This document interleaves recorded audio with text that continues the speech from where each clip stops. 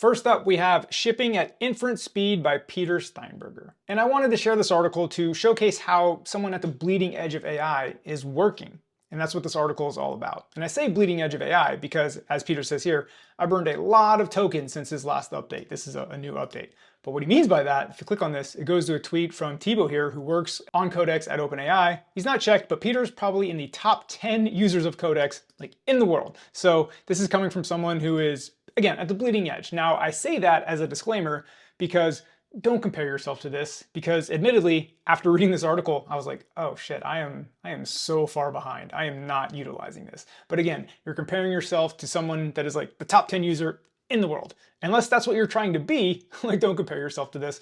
But I'm sure after reading this article and looking through this, you're gonna think of ways that like, oh, I can step my game up when it comes to using AI. And another quick caveat is that Peter is not necessarily working on iOS apps like you and I may be. He's working on a lot of tools, websites, that kind of stuff. So take that with a grain of salt on how he works, but he does mention iOS stuff in the article too. But he says, the amount of software I can create is now mostly limited by inference, time, and hard thinking. And I like this line. And let's be honest, most software does not require hard thinking. Most apps shove data from one form or another, maybe store it somewhere, and then show it to the user in some way, right? That is the vast majority of apps. And he's right, if you think about it, most of your time building your apps is a lot of the mundane stuff. Not so much of it is spent hard thinking. And he says that's basically all he's limited by. If he's not limited by the inference, like how long the AI takes, and his hard thinking, he can just pump out software nonstop. And then he talks about this shift where, as of GPT-5, it took him a few weeks after release, but he says, these days I don't read much code anymore. I watch the stream, sometimes look at the key parts, but I gotta be honest, most code I don't read, just takes what the AI does.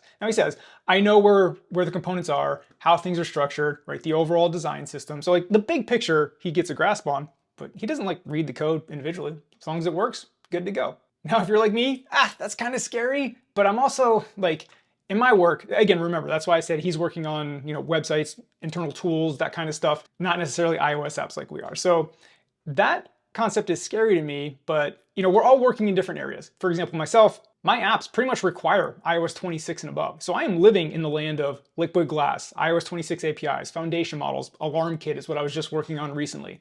And AI is not good with all the latest and greatest SwiftUI stuff. So I think that's where I'm not biased against AI, but I think that's where my bias towards AI can do everything without me even watching. Like that's where my bias is. I'm like, that doesn't register with me because that's where I live. But again, it all depends on where you live. And that's what he talks about here. The important decisions these days are languages and ecosystems. So like I was saying, if you want to be all in on AI, maybe living in the land of iOS 26 only, liquid glass, latest APIs with Apple ecosystem, not the way to go.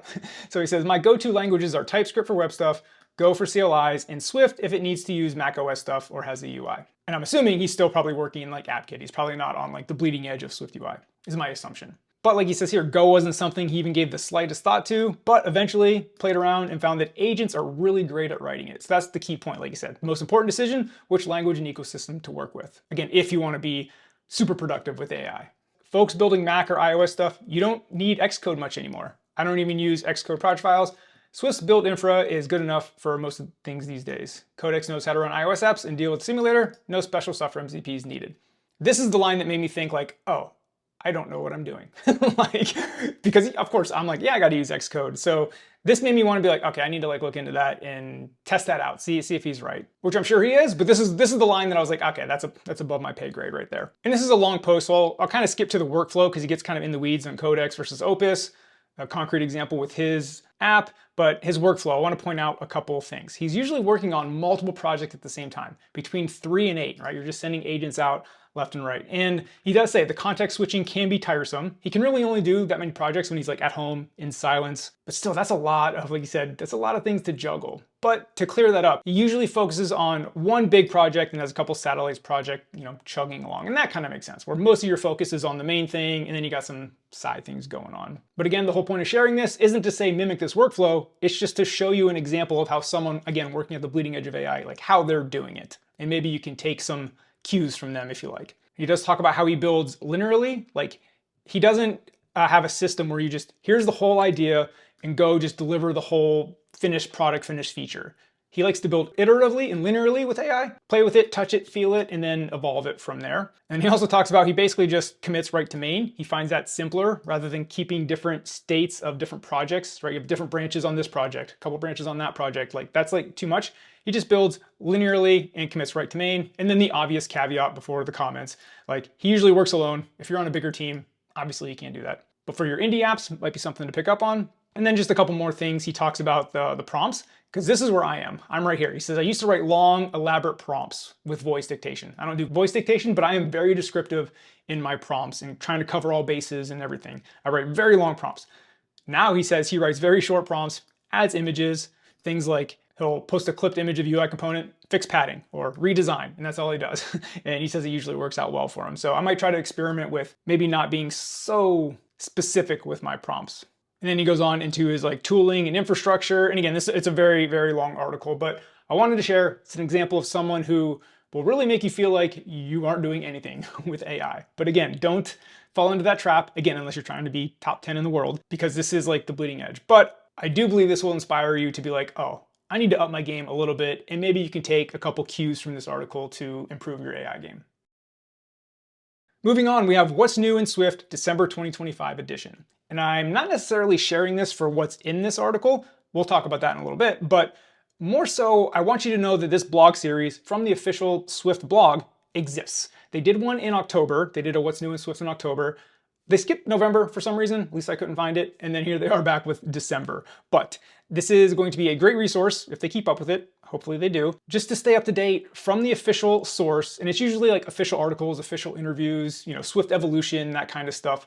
So it's not necessarily going to be like what you see here on Swift News, where I feature a lot of indie devs and third-party stuff, other blogs, articles. It's not necessarily going to be that. It's going to be, again, the official Swift stuff that, that they put out. So again, sharing this isn't so much about what's in here, but I recommend checking it out. They kind of recap 2025, how Swift released Swift 6.2, how Swift truly runs everywhere now, embedded, Android, Windows, AI, server, all that stuff. And then, Swift's going to be at FOSDEM. That's the biggest open source conference. They give you some talks worth watching, some behind the scenes interviews, Swift blog highlights. So you're kind of getting the point that every month, the official Swift website will put out a What's New in Swift for that month. Again, Swift evolution, what's going on. It is a great way to stay up to date. And like I said, I just want to let you know that this exists now, and it's another great resource for you.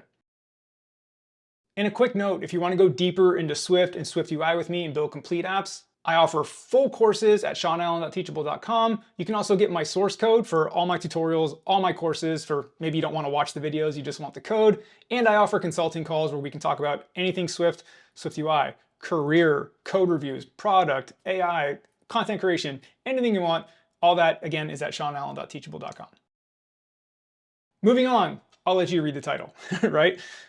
Effing Approachable Swift Concurrency. So this is in the vein of, or the tradition of effing block syntax, effing if case let syntax, there's effing date formatter. There's a whole series of these. And the idea is to take some complex syntax or just complex thing and simplify it a bit. And that's exactly what Pedro has done here with this new website, Effing Approachable Swift Concurrency. Basically, it's a big picture overview for the main topics like async await, tasks, isolation, sendable. And the value of this website is to, in my opinion, give you the big picture on these complex topics. This isn't going to be everything you need to know about Swift concurrency. And I like that because that's the way I like to learn personally.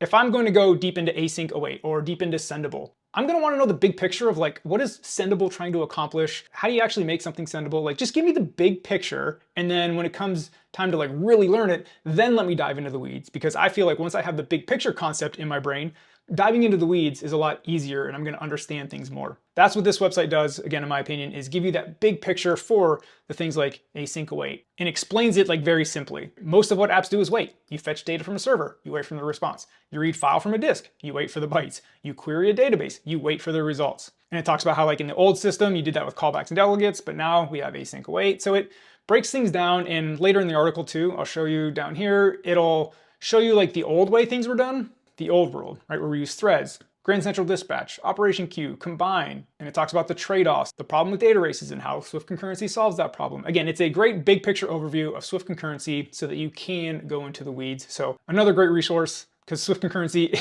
is a tricky topic, but here now we have a effing approachable Swift concurrency. So if that's the big picture, and now you really do want to get into the weeds, well, I have this article here for you, My Journey to Swift 6 and Strict Concurrency. Now, as you can see here, it is a 21-minute read. It is a super technical post about upgrading an app to Swift 6 and strict concurrency. So I'm not going to get in here and like summarize everything. The reason I want to share this is, again, if the previous article was you're trying to learn this and you just want to know the big picture before you really dive in, that was great for that. This is for like if you're in the weeds doing a migration and you're running into issues, because this whole article basically walks through all the issues they found converting Calendar Pilot to Swift 6 concurrency, all the mistakes they made, all the issues they ran into, and you're probably going to run into a lot of the same stuff. For example, how not to migrate the first attempt. After reading about Swift 6's concurrency, I was excited, so I did what any enthusiastic developer would do. I enabled Swift 6 mode and strict concurrency, minimal checking, and ran. Boom, 76 errors, 238 warnings. And to be honest with you, that sounds like a lot of errors and warnings, but that's not that bad when you first flip this over. But it's deceiving, and that's what he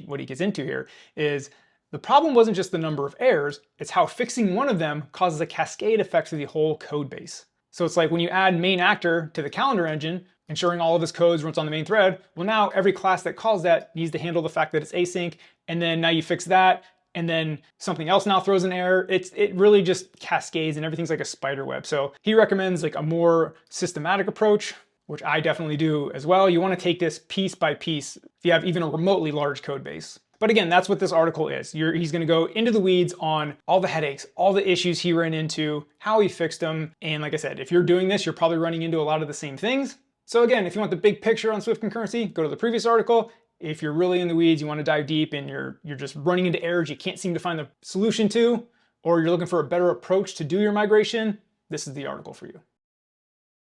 Lastly, we have an update to Apple search ads on the App Store. So available in 2026, there's going to be a new ad slot. If you see this screenshot, we're used to this. If you run an ad, you're the top spot in the search results. Well now, to help give advertisers more opportunities to drive downloads from search results, Apple Ads will introduce additional ads across search queries. You don't need to do anything to be eligible for the new positions, and your ad will run either in the existing position at the top result or further down in the search results. We don't know if this is 4th or 5th, 7th or 8th, 12th or 13th. We don't know how far down, or maybe if the user is scrolling down 100 slots, maybe like every 7th app is an ad and they're filling it. So we don't know all those details yet. Or maybe we do and I just haven't read that far. But the main idea here is that the supply of ad slots is going to be increasing, which could be a good or bad thing depending on how you look at it, right? If you are that app that is ranking 5th for a huge keyword, like that's pretty good. But now if they shove an ad slot in right above you, well, that kind of sucks and that knocks you down.